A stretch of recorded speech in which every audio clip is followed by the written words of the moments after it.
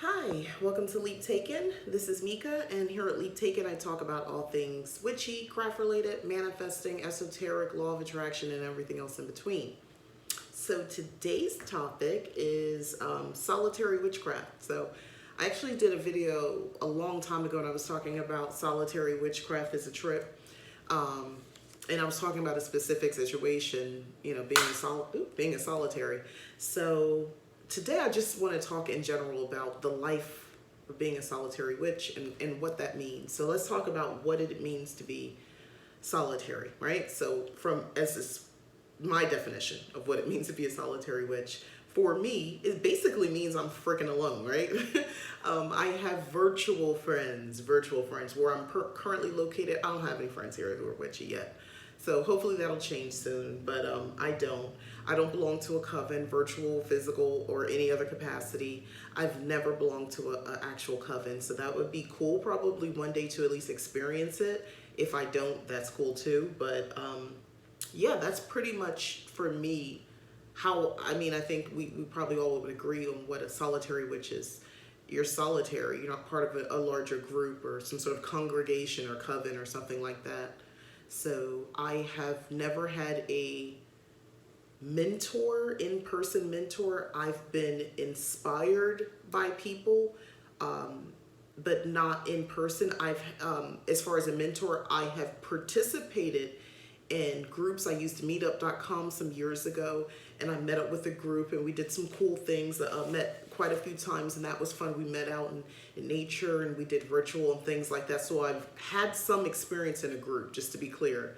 I've gone to festivals and things like that where you're going to come across like-minded people and, spend the day with them and hang out and talk to different people. So I've had my experiences dealing with other people in the real world outside of, internet, who are also practicing witchcraft. But ultimately, I got in my car and I was back at home practicing alone, solitary, which is fine. I'm good. And I'm just looking at my notes because I just want to make sure I talk about this. So I keep saying alone, and I'm kind of playing up on that, joking. But I practice alone by choice. I'm a solitary witch by choice. I enjoy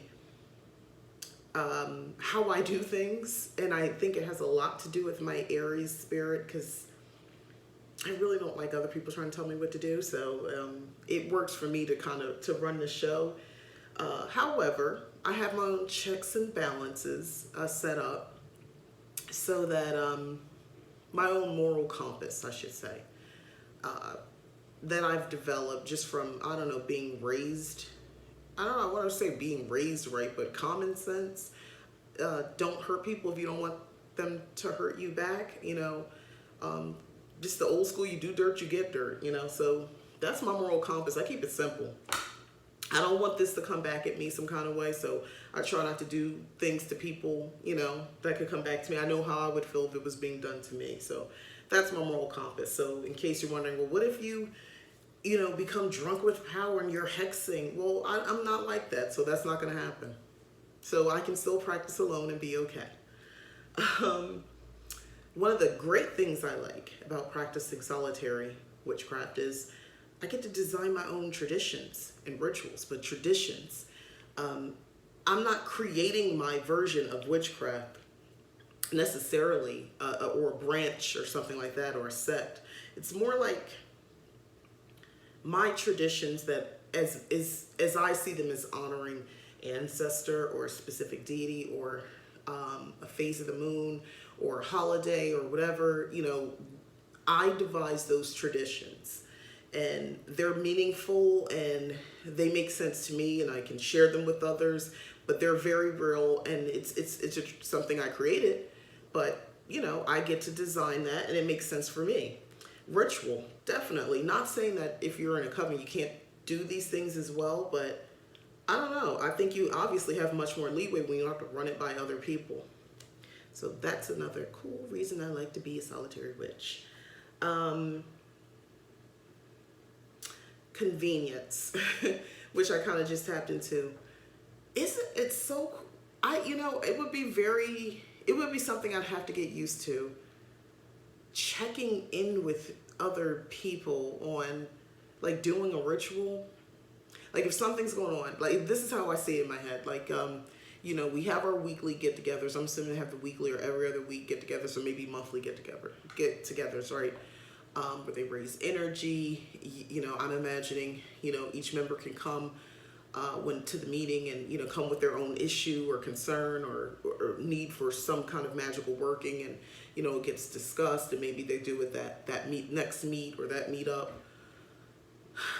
The way I am, I probably would have already, and maybe they do. Maybe they already do their own individual stuff. They probably do, right? And then they get together and they meet and do more. But I don't know.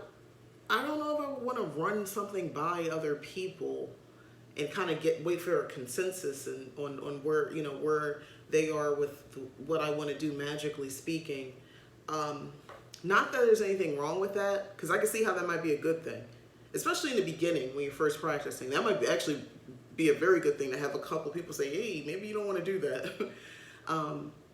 Or maybe you're going about it wrong. Let's do it, but we're going to really do it. That type of thing. At this stage of the game, I don't know if I want to invite that. Again, that Aries spirit is strong in me, and if I'm in a team, I'm usually leading the team. I know it's an ego thing. I try to keep it balanced. Hey, that's why I practice solitary. I know who I am. So that takes care of the convenience factor, the convenience of not having to just kind of do what I want when I want. And I did just want to say, I practice by choice again. So I don't get lonely doing magical workings. I never feel lonely. I do wish or would like to have more people to talk to in person, or over the phone or whatever, video. I'll take that at this point, on a more personal level, about not just my stuff but their stuff, like somebody to share this, share our experiences with. As far as in witchcraft, that would be nice. Like you have work friends, and you talk about work, and Jan in accounting who's crazy, and the boss and the work itself and the overload, and you guys know all your acronyms and stuff like that. Yeah, I want that for witchcraft. That would be nice. I have not had that. I had that for a little bit of time, but I don't have that. And it would be nice to have somebody I really can talk to and trust to have a conversation with. So that's something I miss. But outside of that, no, I don't get lonely at all practicing. I've become a bit of an introvert over the years. And I like it, and I don't want to change it, and I see nothing wrong with it. I enjoy being at home alone. I like that. Divination is simpler when you're solitary. Typically, if you're using tarot cards, runes, or whatever your tools are for divining, you have a vested interest in understanding and having a connection, because there's no one there to help you, to talk to you through, or a group, or somebody, you're working alone. So you kind of have to get to know your tools, get to understand messages and symbolism and all that sort of stuff. So for me, tarot cards, right? So I have another newer deck that I've been using. So it's been very rewarding getting to know for me to connect with these cards. I feel like their connection is there, and it's just getting deeper. As far as me trying to get messages and decipher what the readings mean and messages and all that sort of stuff. When you're solitary, like I said, you're forced to do this to get better at that. And it makes you a better, diviner, you know what I mean. But it makes you better at understanding, doing readings, and, understanding the messages. You have no choice. You sort of have to, if you need a clarifying card, you have to begin to understand what it means. And if whoever you're communicating with, spirits, ancestors, whatever, to have an understanding of, what their communication style is when they're talking through the cards. So you get a lot more deeper with it, because again, you have no choice. There's nobody there to say, oh, that's what this really means. Which people shouldn't do that anyway, because if that's what you think it means, that's what it means, But like I said, it gives you an opportunity to get deeper into it. And I think that's good. I mean, that works for me because I've gotten some messages, I've gotten warnings, I've gotten, blaring, I feel like blaring red lights through tarot cards, like, this is about to happen. And I know they say, oh, well, your future and, the future cards and things like that in tarot is possible outcome. It doesn't mean it's really going to happen. I agree. But sometimes it really does happen. Let's just be honest. Sometimes that reading is right. And it wasn't good. It wasn't a good read. It wasn't something positive. But the thing I always do is, okay, then what? What do I need to do? How do I resolve this? How do I fix it? How do I get out of it? I'll do a reading for that purpose. And those have been beneficial. Let me see. Oh, you can live in a broom closet as long as you want when you practice solitary. You're alone. Who's going to tell on you? Unless you tell somebody else.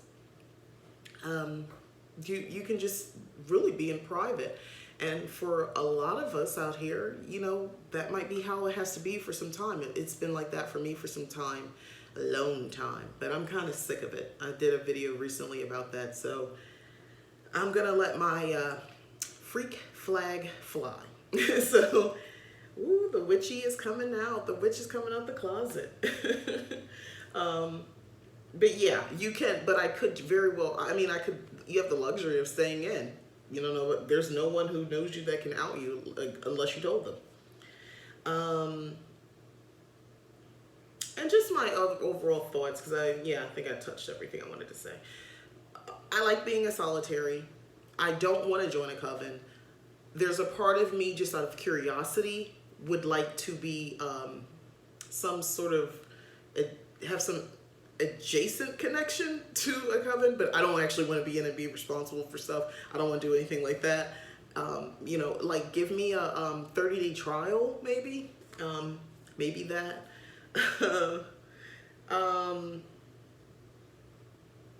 Oh, and the last thing, I couldn't even understand my writing. That's scary.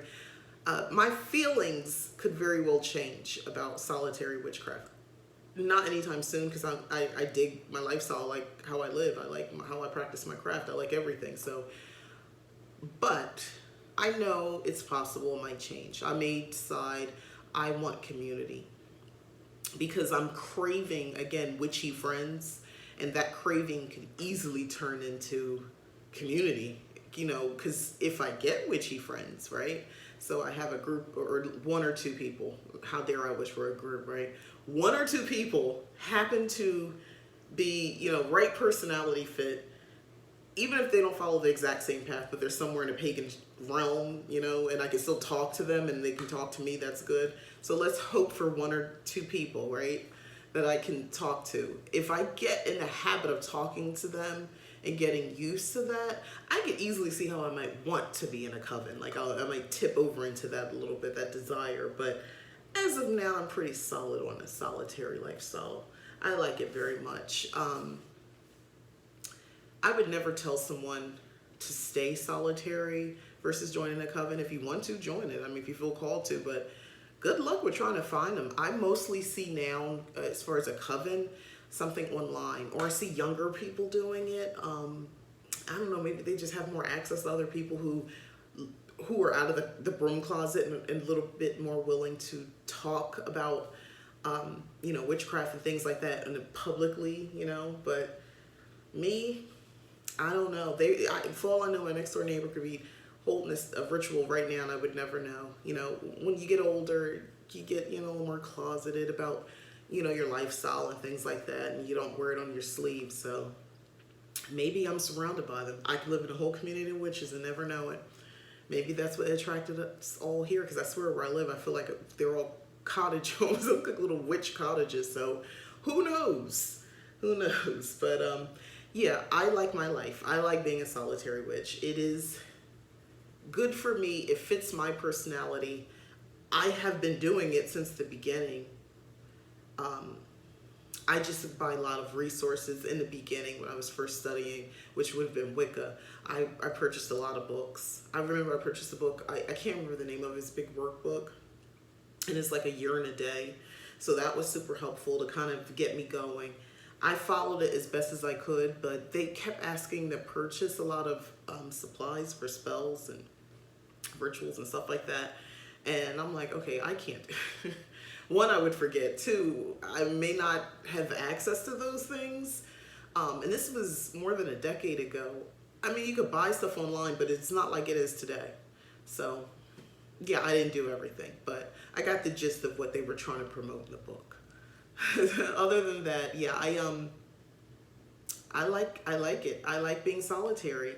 My only negative things that I really can say that has nothing to do with about coven is there are times I think, well, I don't want to say this doesn't have anything to do with the coven, but maybe just working with another witch is I would like to kind of have that boost, that energy raising and power boost when you're working on something. I'd really like to be able to do that. And if we kind of link up and have like minds and we're working toward the same thing, maybe it's an individual reward or thing we're getting, but we both want the same thing for both of us. That would be cool. I would like to experience that. So that's a drawback. But if I can convince one of my kids or my daughter to get more witchy, then I got that right there. I don't know. I keep trying to recruit them. They say you're not supposed to do it. I keep trying. I don't low key with it. Like, did you want to do a new moon ritual? They're like, maybe. They haven't yet. But anyway, hopefully you enjoyed the video. Just lighthearted, talking about witchy stuff, and being a solitary. It's not all serious. I know you see the skull, but I swear it's not all serious and gloom, being a witch and being a solitary. So if you enjoyed the video, please like, I'd appreciate it, and leave a comment as well. That'd be appreciated. And definitely I would appreciate if you subscribed if you've not subscribed already. Thanks again. Bye.